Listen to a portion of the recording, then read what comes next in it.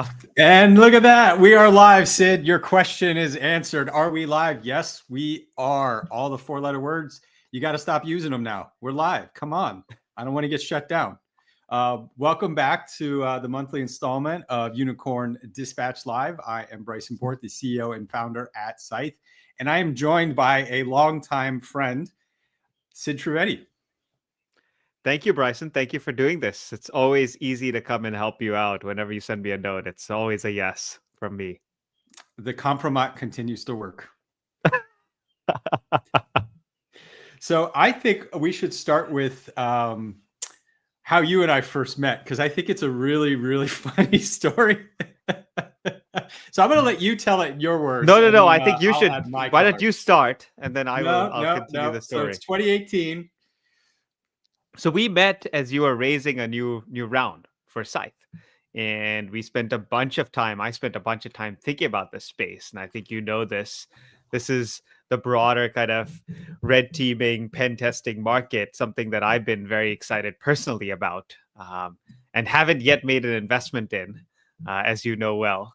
But I was looking very closely at the market, and that's how we got connected. And you spent a bunch of time. You both at Foundation, you spent time in our offices. You presented to the full partnership, so you did the whole experience. I did get the whole experience, and I will never forget. You had a neuroscientist on your review board. It's funny that you say it that way. Well, I do remember having to explain cybersecurity in the middle of my 30-minute pitch, but that's not actually the first time we met. So the first time we met was a blind phone call setup when we were originally doing our seed round back in 2018. Do you remember this? Fall of 2018? I do remember this. Yes, of course. That's the story. That's our origin you're story. saying you're trying to find. Okay, got it. I thought you were talking more about the whole round, but that is correct. That was the first time we met. That was when a villain was created. You need to share the origin story. No. I think the whole experience of just knowing you, Bryson, over the years, one of the things that you're so good at doing, you're very good at staying in touch with folks. And I say that as a VC, as somebody whose job it is to do that.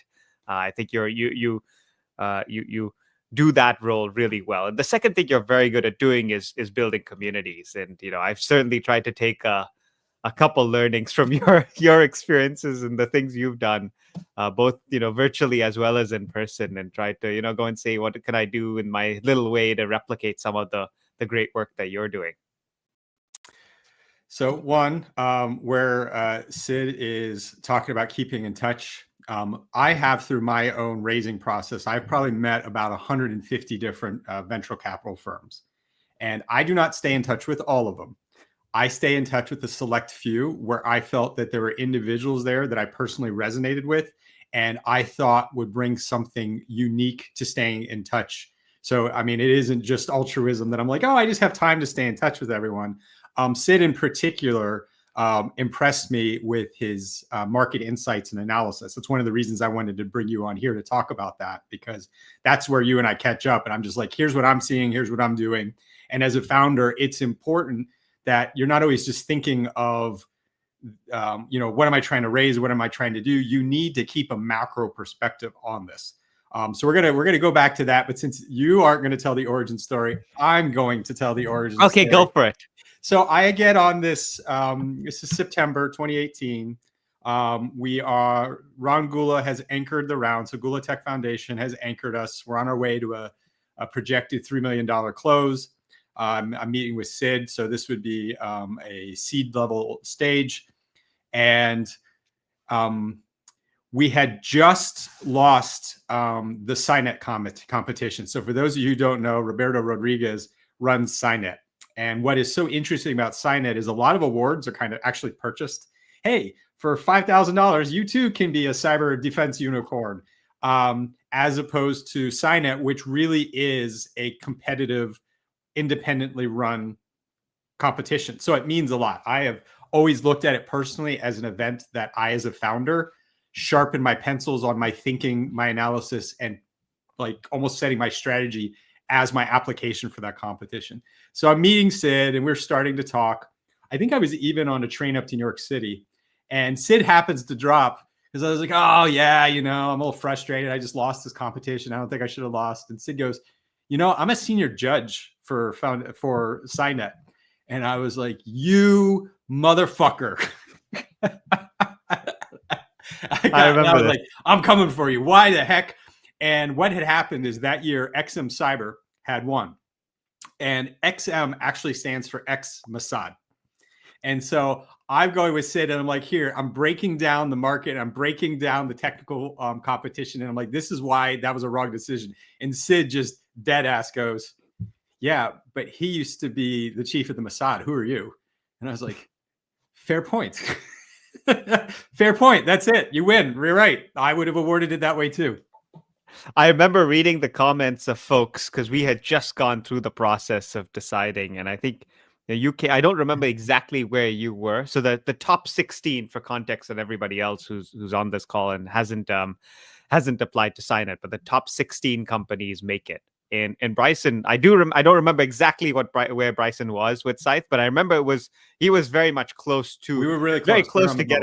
getting he was he was on the bubble. And I remember looking at the comments of folks and kind of what they said about Scythe. And, I couldn't obviously reveal like XYZ person said this about you, Bryson, or whatever. So I remember trying to give you just broader advice and feedback. And I also, of course, remember this point on XM with, the former head of Mossad. And so from there, Sid and I's friendship began. And just to be clear, that call was related to the investment. It wasn't, I did not get on a call with Bryson to talk about Cynet. Yeah, well, like as I described, once you told me that was like it was in the call, it came up in the course of just the conversation. And that's where I got like aggressive. I was like, wait a second. I now have somebody to direct my ire to. I need it explained to me. And you were really cool about it, right? You didn't take it personally. And we had a good conversation and I conceded. And I was like, okay, cool. I get it. More to work for. Yeah, it's always a learning. We're always trying to get better. So, why don't you introduce Foundation Capital, because you all have a really unique origin story that everybody here is going to understand. It's a company you all know and you probably pay already, and how that works. So Foundation, we've been fortunate to be in business since 1995, and I mean I say that with a very clear point of view, which is that many venture firms, and Bryson has spoken to over 100 of them. Many of them don't last. So many of the firms that my guess is that Bryson met with in 2018, a good chunk of them don't exist anymore, or are significantly smaller versions of themselves. And so I make that comment about how we're fortunate, not as kind of trying to be a promotion, but an indication of just how much it matters to us that we continue to be as good as we have been in the past. And I think that there are three things that define us that are different. One, we've certainly been in business for a very, very long time. Two, we are very focused on early stage. Early stage is all we do, and that's seed and Series A. And three, we are high conviction investors, which means that we lead the vast majority of rounds. If I was to say, I'd say like 95 or 98% of the investments we make, we lead the round. We take a board seat. We're active in our companies. And each of us, the six of us who take board seats, each of us, kind of does 1 to 3 new investments a year. So we're not going and doing 10 investments a year and sitting on 25 boards and hoping that one of them is successful. We are as closely tied to our founders as can be. We are also making a very small number of defined bets, and our hope is that a subset of them ends up being enormously successful and allows us to kind of create a opportunity to make a real dent on technology and the global tech world. And Bryson mentioned, we've been fortunate to be in a whole bunch of companies, but the one that he's alluding to is Netflix, where we were very, very lucky to be there right from the beginning. My partner Mike Shu, who's now retired, he was on the board of Netflix for 15 years. Right through from early days to IPO to post IPO as well, and beyond. It's been a very fun story, and really an easy one to explain to all founders. Most folks are aware of what Netflix is, but even more recently, I mean, we're an early investor in Solana, which helped to create one of the core layer one crypto blockchains that are out there. The team was, very. We are very lucky to kind of be in there early and also be large shareholders, well, token holders in the case of crypto. We're also early investors in Cerebrus, which is building a next gen deep learning chip to compete with NVIDIA. The company actually started in our offices. And we remain to this day the largest institutional shareholder. So outside of the founders in that company, this is after multiple rounds and hundreds of millions of dollars raised. So that's a couple of stories. So let's translate that for some of our viewers, because we're going to primarily have technical practitioners on here. And this is one of the reasons I wanted you, is to help orient them to what does all of that mean. So what are the stages? Why are the stages? Why does foundation in particular like early stages? What does it mean to have control or to take a board seat? And what are the different kinds of board seats? And what does that mean? Okay, lots of questions. So first, what are the stages? The stages are just, there. I don't think they are literally named A, B, C, D because that's the order and the fundings that happens. So it's not a specific financial term in any way. And the concept of seed investing was more recently created, and the whole idea behind it is that there's a round that happens before the core institutional round, the Series A. So in the past, foundation, if we were to have a conversation 10 years ago, I would have told you, oh, we are Series A and B investors. And that's because seed didn't exist. And over the last decade, seed has become a big part of the business. And so it's not that we have changed our strategy. It's just that we're typically the first or the second institutional investor. That means an investor that's coming in as an institution, not an individual, and not the founders that are putting in money, or not some type of bank or venture debt instrument. We are writing, we're providing capital and in return getting preferred equity. That's one point. You had a question about kind of what is control. So we don't take control. I should be very clear in saying we are never, we don't want to own more than the founders by ourselves. Our goal is not to have over 50% ownership in our companies. In fact, for the most part, our target is to have 20% ownership. And the reason we target that 20% is it's a significant chunk of the business. And secondly, we want to align ourselves in terms of economic value as well as our thinking as closely to our founders. So for our companies, our hope is that as a founder, if you work with us, you feel, and because of where we're coming in, the seed or Series A, you think of us as your second co-founder, your third co-founder, your fourth co-founder, i.e. somebody who is part of your core team. The board part, we take board director seats, and we can talk about what's the difference between a director and observer, Bryson, if you want to, but I'll just focus on director for the moment. The reason we take board director seats is because we're large shareholders in our companies, and we want to make sure that at the end of the day, we are helping those companies make core strategic decisions about the business. And again, we can go into this if we want to, but the difference between a board and a leadership team is the leadership team is actually running the business day to day. The board's job is not to do that. And in fact, if you have a board that is doing that, that's probably not the right board to have. And there's probably something going on that's wrong. But the board's job is to provide you with broader strategic advice, come in roughly every quarter or sometimes every 2 months if the company is very early, and give you, perspective on what's going on at your company and broadly what's going on in the sector and just in some cases the macroeconomy. So help you to strategize on how to build a company over the long term, not so much think about those individual deals that you're trying to close or a specific hire that you're trying to close. I think there was one more question you had in there, Bryson, that I may have forgotten. There were 3 questions. Why do you invest in early stage? What is it from a VC perspective? Because most VCs really don't invest early stage. Typically, the glut in VCs is A and B rounds, not in seed rounds. And then talk about the fact that once we start getting later than B, it actually shifts from VC to private equity. And so the whys of those through those stages. I think we do it because we enjoy it is the real answer. I don't think in no way does it mean that you can make more money or you have more economic value if you come in earlier. For us, the core values that we believe and we as a firm have always pushed to be very operationally focused and founder focused. And our view is that the closer we can get to when the founders start the business, the more aligned we will be. And so that's been the reasoning behind why foundation has been early. And so we have always believed that being either the first or the second institutional investor is most exciting. Why do I personally do it? Which is also, another kind of partial question. I enjoyed this stage. I think the stage of trying to figure out product market fit, of trying to figure out, what are the first few customers, who are the first critical hires, who's your first VP of sales, your first VP of engineering, your first VP of product. How do you find that person? What are the attributes that you're looking for? That to me excites me, to go and figure out a new idea that the market hasn't seen and then go and execute on actually bringing that idea out to the real world and get a few customers to actually try it. That piece really, really excites me.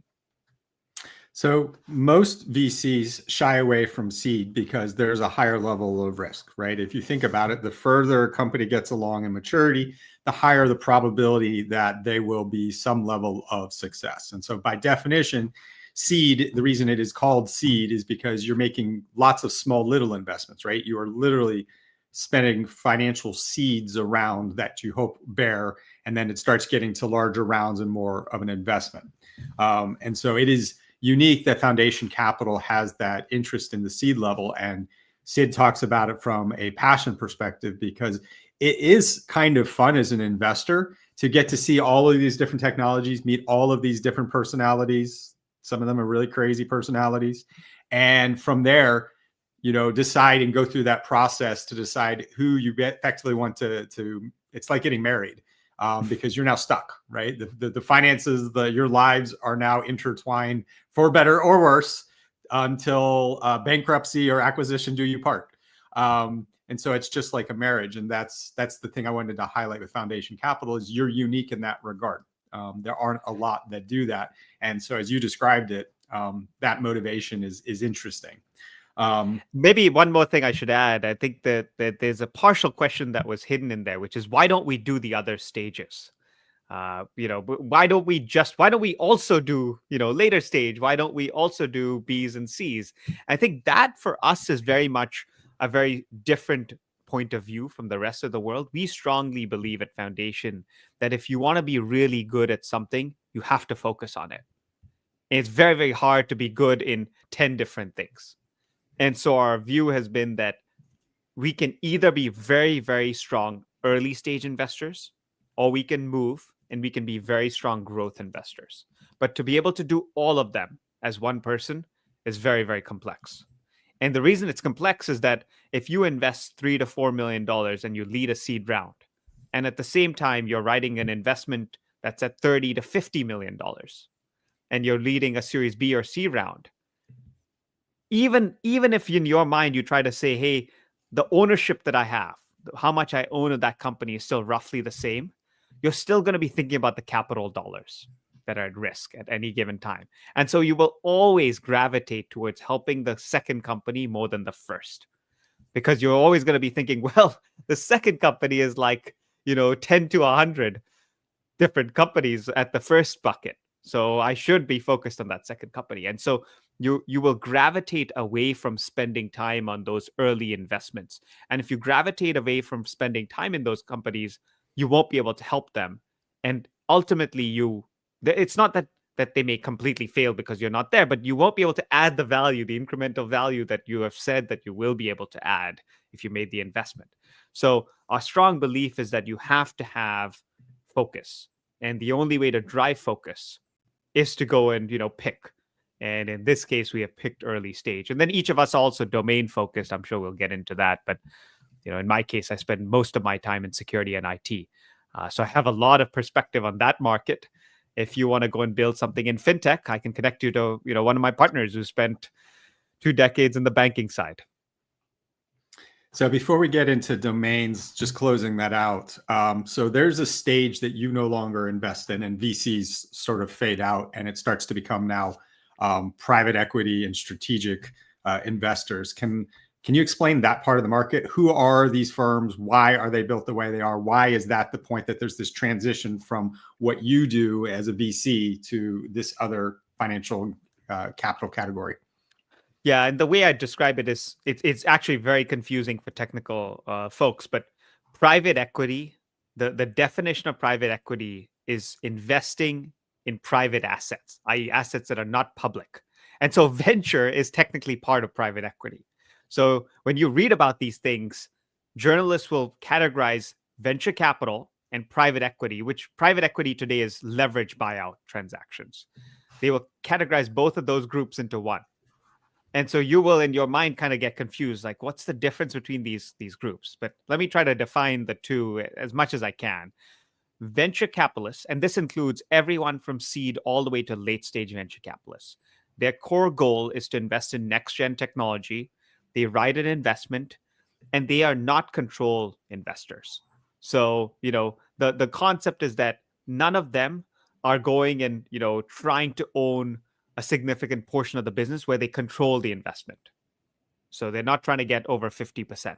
They're all, some folks may target 5, some folks may target 10%, some folks may target 20%, but the concept of taking over 50% of a business, that isn't what venture capitalists do. Private equity firms do something very different. They are investing in companies, and for the most part they're looking to control those companies. So they're looking to buy them out, and that means buy them out from the owners, which could include obviously individuals like Bryson, who's a core owner of Scythe, or it could include public companies, and they're buying from public shareholders and they're taking these companies private. And so the way that they think about boards and they think about management of those assets is very different in that they control the assets. So, they can change personnel. They have, they have the majority vote on the board. They can make changes on how the business is operated. They can make changes on where to focus product. They can merge different companies. It's a very different type of investing. So now transitioning,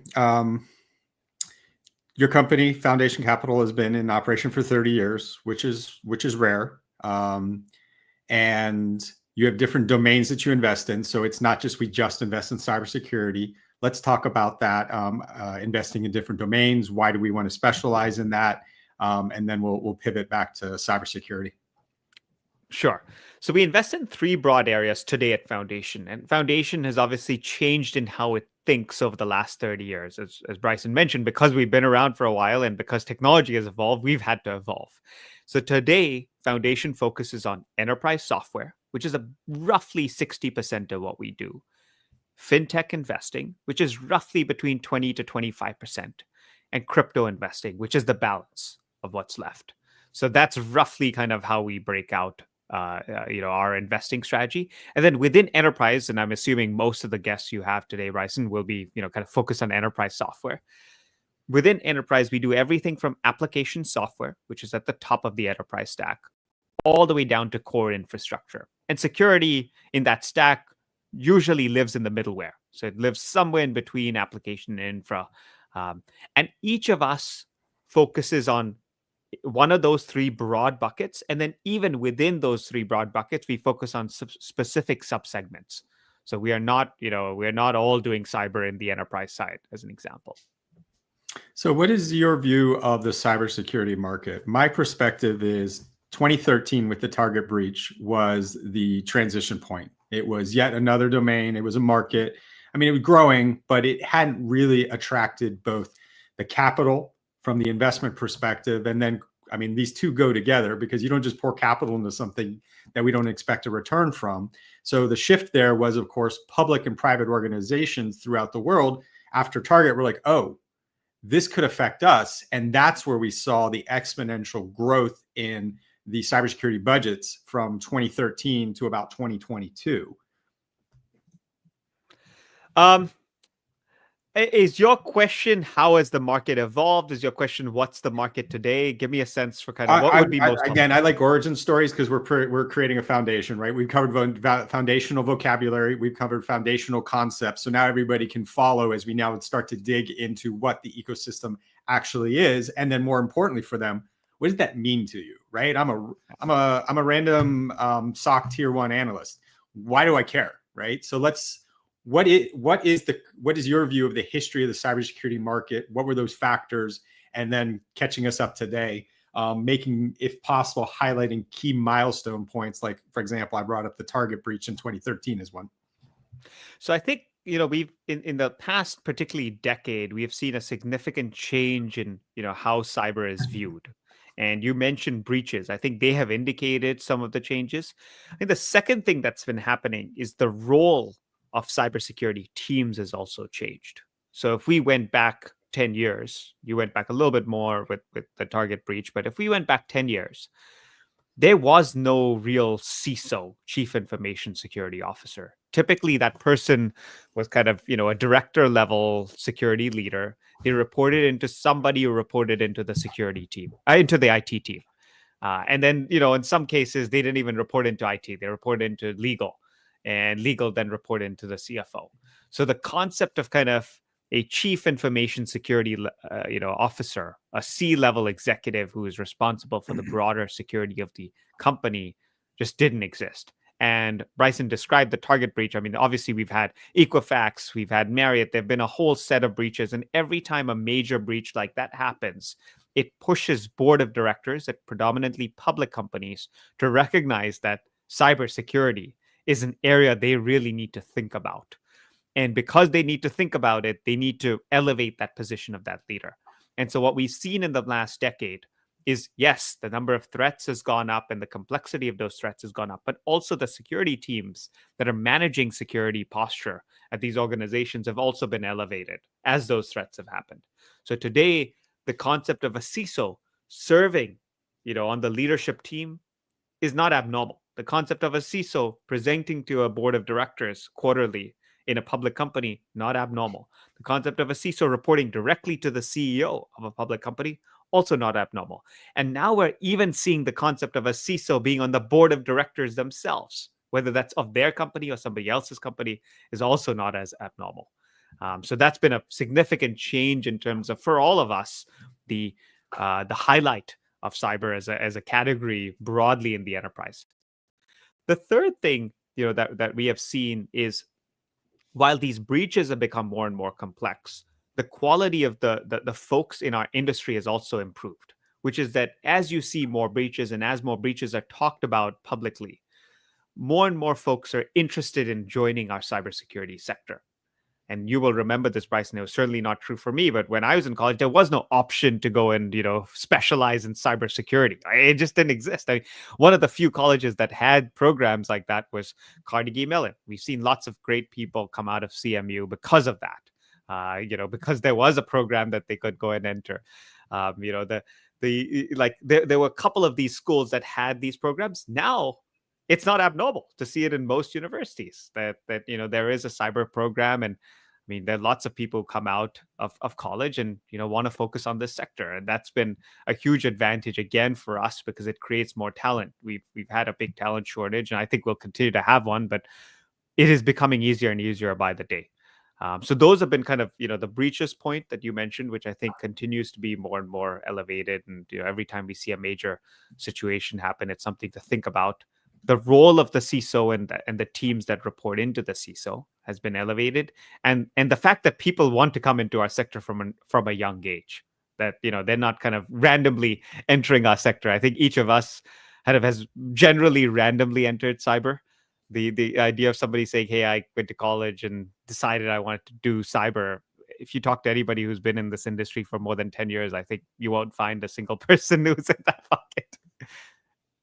I always find, we were talking about college, I always find that funny when folks were like, did you major in cybersecurity? And I was like, that wasn't a discipline when I was in. And I think people forget how young cybersecurity is. I mean, we're talking 2013 in my case, 2015 in your example, as when cyber is becoming relevant.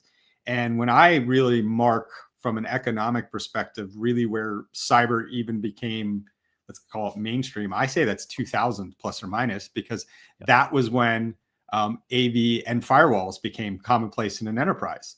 So we're talking about 25 years for a technical market to really be, something that kind of was a thing. Yeah.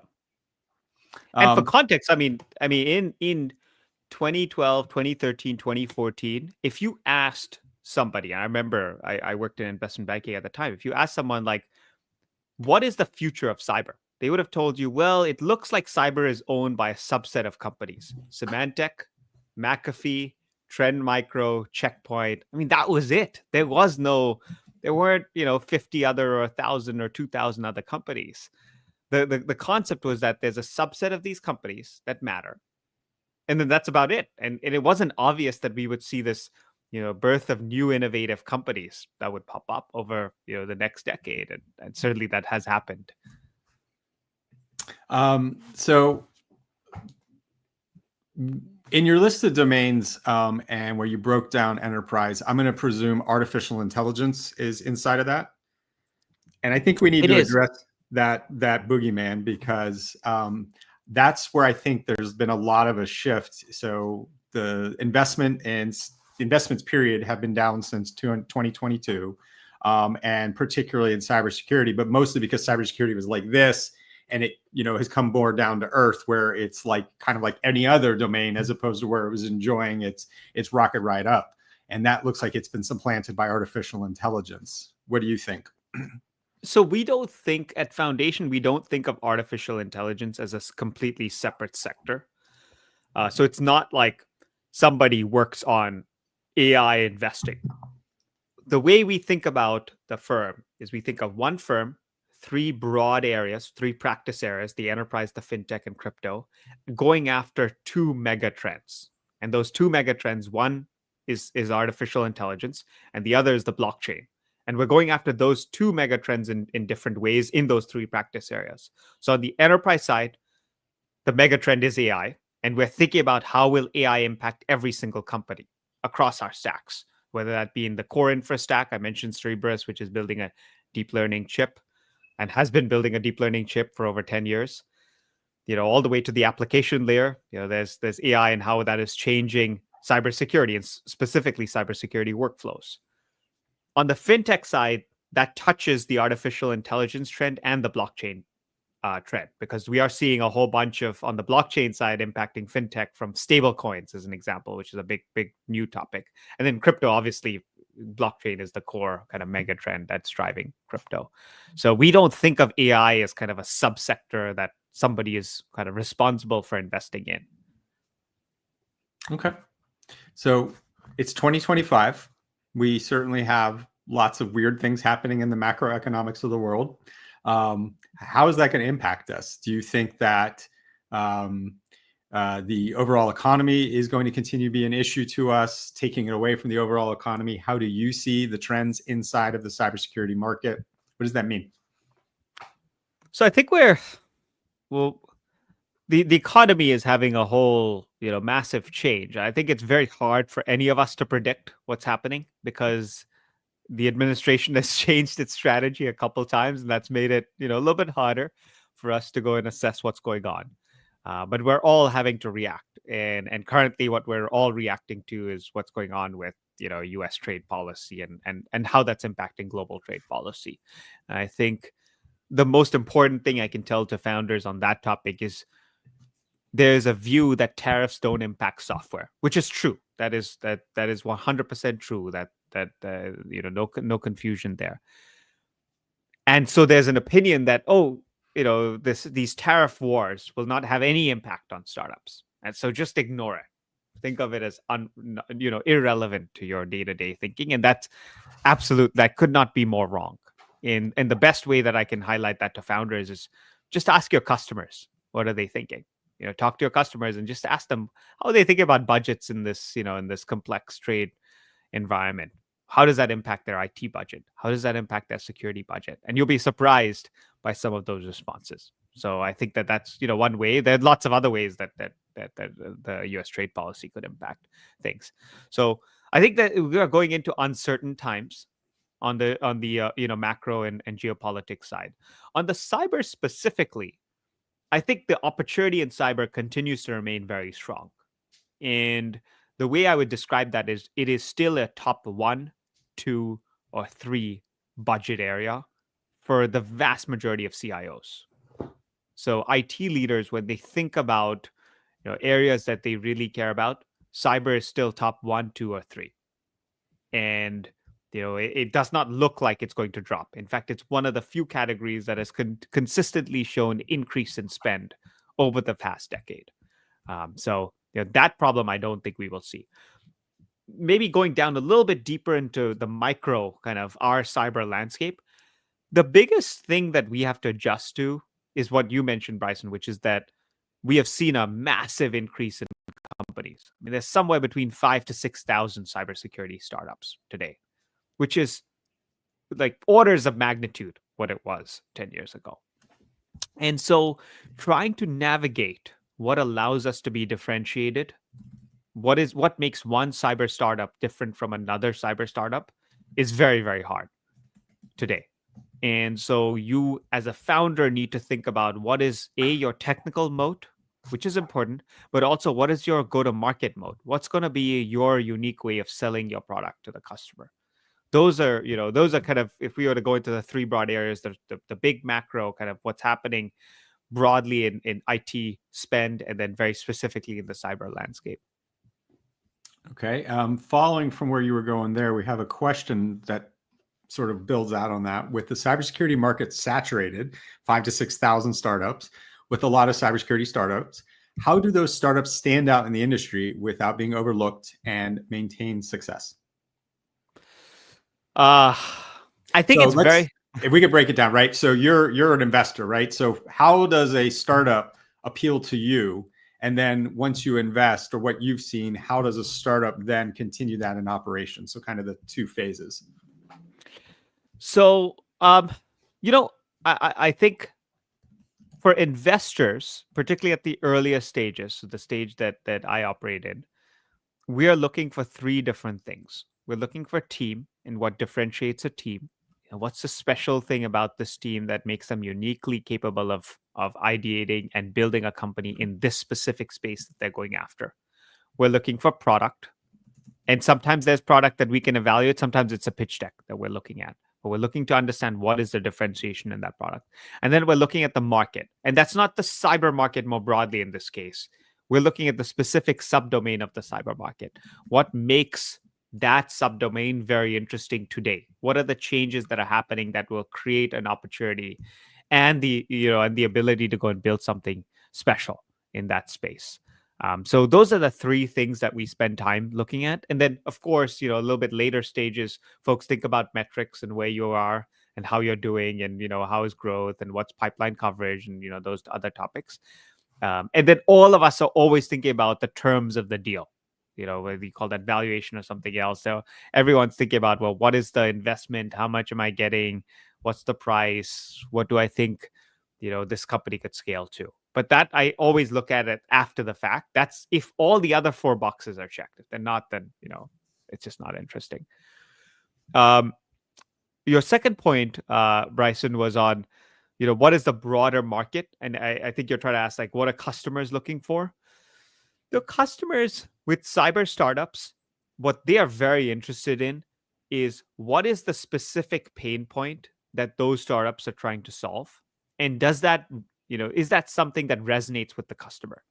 And the most important thing I can tell all founders who are on the call today is, if you are not the first, second, or third priority for a security team, so if the area that you're focused on is not a top priority for them, the likelihood that you will be able to sell into that customer in the next year is very low, because you are an early stage startup.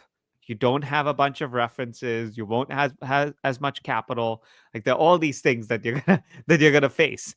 You are better off, not focusing on that customer and trying to find somebody else who does feel that pain and is sufficiently feeling that pain that they want to take the risk of working with a startup. That's the most important thing that you have to go and figure out. Yeah. So part of why I was pointing to myself is, so 2017, 2018 is when I went through my seed raise. I met with 80 to 100, I forget the exact number, but in that range, VCs. I kept a spreadsheet of everything and everybody I was meeting with, and it's all no's until that first yes. And I think a lot of people don't realize that that's the journey from the founder perspective. Is everyone sees the win, everyone sees the zeros, and everyone's like, yay. And then, you go fade back into the distance of just having to grind out and do it. And in my case, one of the challenges that I had is because the locus of funding in the United States is Silicon Valley. Foundation capital is in Silicon Valley. And there is a factor of when you look at an investment, you're looking at the founder. And people are people. We like who we like. We build relationships with who we build relationships with. And I mean, I dare say, if I'm going out here, the reason that Sid and I have been able to stay in touch for 7 years is we actually like each other, right? As human beings, we connect and we can have open and good conversations. And that's what allows that to happen. You can have all of the great insight and information in the world. And if you're a dick, no one's going to share anything with you and you're not going to have that. But point being, one of the challenges that I had is I come out of the national security realm.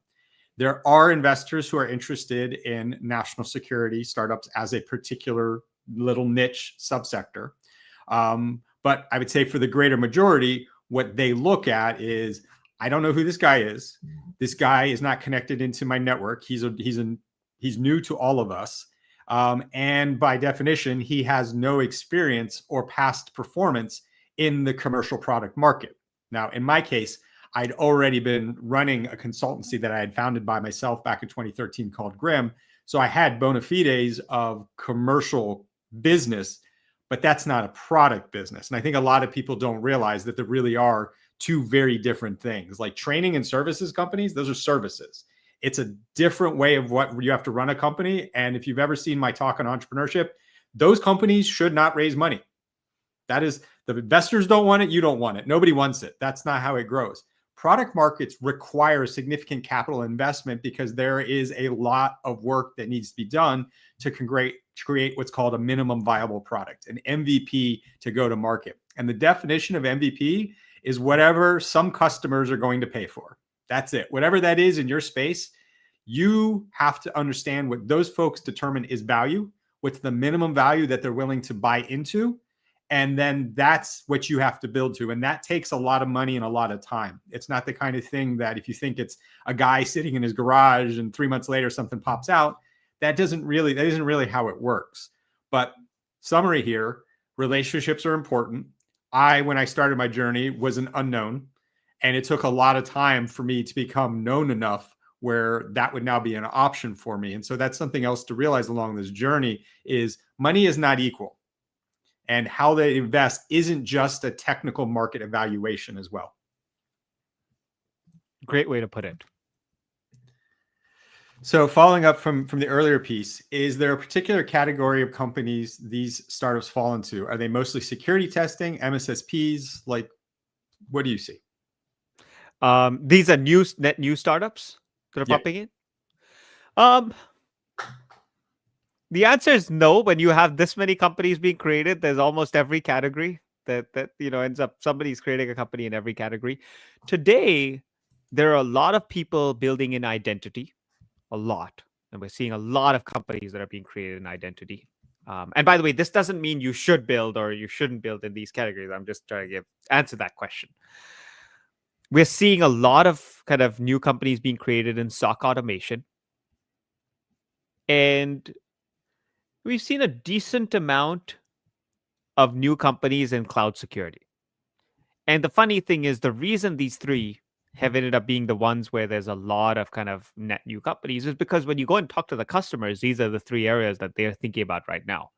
So it's almost obvious that you're a founder, you call a few customers and you say, hey, I want to start a new company. What should I focus on? Most likely you would end up with one of these three if you called customers today, because these are the three that the customers are really kind of concerned about and thinking about and trying to find new ways to optimize for. Yeah. So on the technical side, this I think is always changing. I mean, their priorities continue to shift as threats continue to shift. Like for example, like EDR is an established category. We have a core incumbent, CrowdStrike. We have essentially secondary competition that is all trying to pick off around CrowdStrike, but it's not a rapidly growing market. It's there, it's the biggest section, and then things kind of go from there. And so I think that is another key thing that also comes into the investment and the founder thesis, which is total addressable market. So Sid talked high level about domains, right? He talked about financial, he talked about IT and where cybersecurity fit inside of that. But inside of cybersecurity, there's actually different markets, right? So MSSPs, and MSSP is a service company. I am primarily focused a little on the large, mostly on the mids who have the budget to be able to afford me. And they kind of reached this point where they know they need security, but they're not big enough to be able to resource it internally. So they outsource it.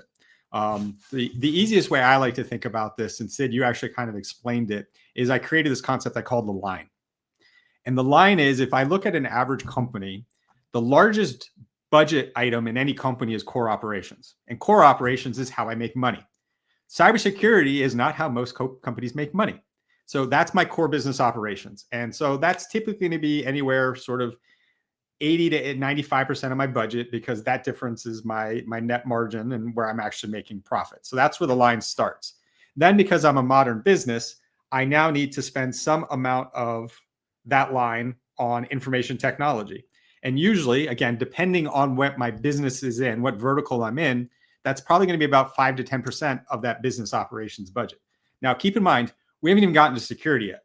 We're just talking about the operations that allow a modern business to scale, which is what information technology does. Now, from that 5 to 10% of the business operations budget, the line goes down to where cybersecurity is, because that's that line that I'm assuring the information technology. That's what I do. That's what cybersecurity does. And that's typically 5 to 10% of that budget.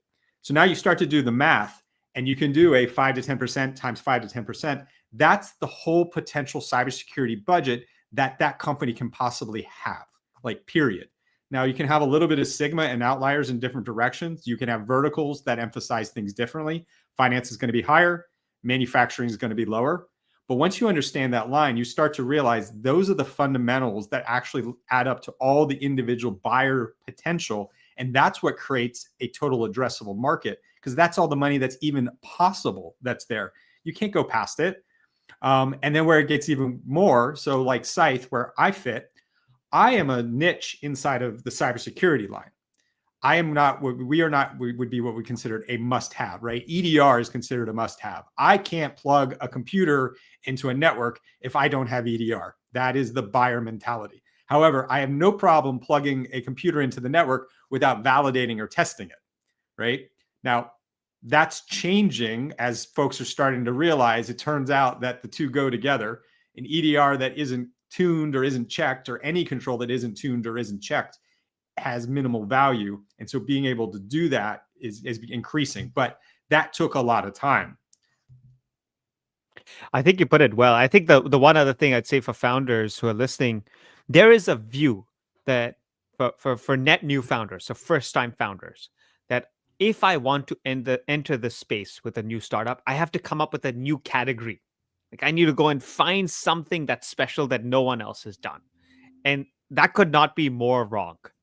In that, yes, if you have found something that is unique, sure, go for it. But you don't need to go and search for a net new category. And the best way I can describe this to you, in Palo Alto Networks was not the first firewall. It reinvented the firewall. It's, the core business is still called, the core part of the revenue line is still next gen firewall. Like, there was a firewall company before that Mirzook was at called Checkpoint.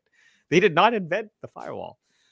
CrowdStrike, which Bryson alluded to a bunch of times, didn't invent EDR. In fact, EDR was just a transformation of the AV category. So the fact that most people, even Wiz, didn't invent CSPM. CSPM had its first generation, and then we saw the second generation of players, of which Wiz was part of one of the players there.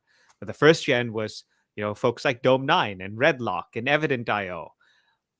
The fact that these big categories are still out for the taking is really, really important.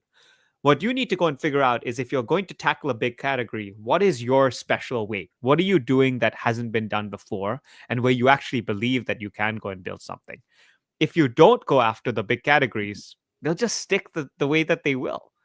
But if you do go after them, and you go after them in a unique way, that's where you can build really, really large businesses.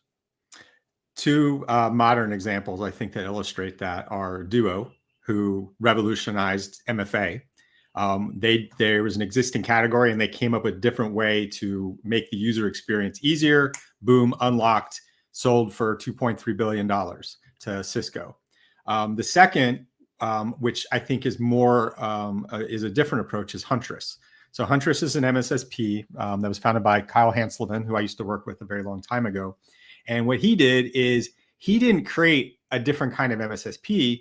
What he did is he found a way to access a market that nobody else was able to get to.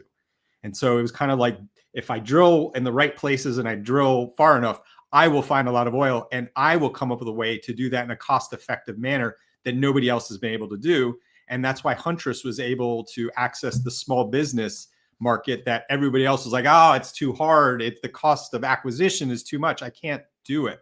The other thing that I personally learned this lesson is everyone talks about innovation. Everyone, I mean, particularly in the United States, we give so much shrift to the concept of innovation and inventors. And what Sid described there was that it's actually not like true innovation as the way most people do it. And here's why. If you are creating something for a market that doesn't exist, you have to spend a ton of money and a ton of time to educate buyers on you. So I'll give you an example, right? Let's say this is like the optimal path. Let's say day one, I've got the perfect solution that will do your homework for you and slices bread. Okay. It's true. And it's true, right? It's not snake oil. It actually can do all of those things. And I meet somebody and I'm like, hey, have you heard about this thing that does your homework and slices their bread? And they're like, whoa, that's cool. If that's true. Wow. I could do that. I'd like to use that. However, it's February. Actually, no, let's use today. It's April 2025. I don't have a budget for that this year. My budget's already been locked in because we have to go through this whole corporate planning cycle. So I don't have a budget for it, but I think that's really cool. I really want it. Let me see if I can get a budget for it next year. So best case scenario, I might get a contract in a year. Now I have to do that times everybody because it's going to be an individual thing until I hit Malcolm Gladwell's tipping point to becoming a category that I don't have to individually convince you. Now it's a category that you put in your budget without me having to do that. Just think how much work that takes. So I could speak again, my scythe journey from 2016 to 2018, I met with 1,000 buyers. I was co-developing this tool with Target. And I was like, I know in my heart of hearts, this is a product, like I can feel it. I don't know what that means. And I don't know how to define that minimum viable product to truly understand what is the category and what am I doing? And at the end of 1,000 meetings, I learned two things. One, I didn't know what the hell I was doing. And two, there was no category. Yeah. It's a learning. It's funny you said that, and I could see a comment from Vic, which is business is hard. I feel anxiety just thinking about it. I agree with that comment. There is no more stressful job than being an entrepreneur. Agreed. 100% agreed. What insights do you have from all of the founders that you've had the opportunity to meet and to work with? I think what makes a good founder is somebody who is truly relentless. And, I think and by the way, as humans, not everyone can be relentless in something. Whether they are relentless in that company is what we have to figure out. Right. I don't think that people are, yes, relentless is grit, but I don't think that people are, there's people who are born as, having high grit and those who don't have any grit. It's everyone has grit and, relentlessness in something. Now, whether that thing is connected to the startup that they're working on, that's the part that, obviously they have to figure out. And we as venture capitalists need to assess if we want to make an investment. So the thing that I really look for is how much do you really, really care about doing this? And there's a few ways to assess that when you're starting to think about an idea. So when you're at the ideation stage and you're trying to figure out if you should go and pursue this full time and be a founder, if you're thinking about that idea all the time, and by all the time, I define it as two buckets. One is it's the last thing you think about when you go to bed. It's the first thing you think about when you wake up. If you're in that bucket and you've been having that happen for multiple weeks, ideally multiple months, that's a very good indication that this is something where you're going to be very passionate. The second way of figuring that out is if you have a significant other, if your wife or your husband keeps saying, hey, I like you keep talking about this, like, what is this? Or if your friends or your parents or somebody in your life keeps saying like, hey, you keep bringing this up, like, what is this? That's another good indication that you're thinking about this all the time. Sometimes maybe you're not able to identify it, but those around you will be able to identify it for you. So that part I really look for to try to assess, like, how much does this person really really want to do this? And it connects to actually Bryson's earlier point, which is that building a company is the hardest thing in the world. So even if you get everything right, you pick the right market, you have the right insertion point, you figured out go to market, guaranteed you will have a difficult time, a difficult journey. And that relentlessness allows you to overcome that difficult journey, to go and turn the tables and really go and, continue to build the company. And if you don't have that drive, it's just really, really hard to get through the tough spots. So, for example, a founder on an introductory phone call jumping down your throat about how wrong you were as a judge in a competition. That's an example of that kind of passion you're talking about. I mean, that's a great example of passion. I look at other ways to assess passion when I'm looking at a company, and when I'm deciding if I want to invest in the company, I usually will talk to the founder pretty actively. And you know this, Bryson, about me. I'm always on. Like, I really care about this job. So, I will call you at random hours, not because I'm trying to, screw up your life or something. It's just that I'm thinking about, your idea. And if people are very unreachable, they're like, hey, I can't talk on the weekend, or I can't talk this evening, or I can't talk this morning. Once in a while, I understand. You have to go pick up your kids, you're at soccer practice. Those I understand. But if you're constantly unavailable, to me, it indicates, hey, is this person really motivated to do this? Because, if they want to run this company like an employee at Google, and think of themselves as an employee of the company, that's a very different mindset. I mean, if you're a founder, you need to think of yourself as a founder. Like, this has to be the most important thing in your life.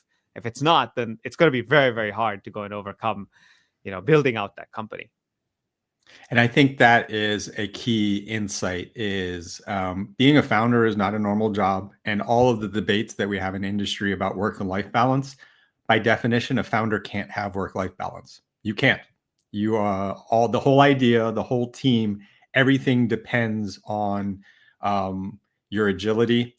And as Sid's talking about, that includes availability, because so much is the relationships, like I was talking about on part of my journey, and as Sid complimented me at the very beginning, where I've stood out and how I do relationship management. The one thing I would add about being an entrepreneur, so passion and grit is the starting point. You'll notice making money, being interested in making money, being the smartest, the most handsomest isn't on there. It's the passion and grit that Sid's talking about. And then that ties into the tolerance for BS. You work in a large company, you're used to, as bad as it happens, you're used to everything kind of being taken care of, right? You may not like HR, but you don't actually have to worry about HR. You may not like finance and expense management, but you don't actually have to create that system and make sure it works. As an entrepreneur, everything is yours.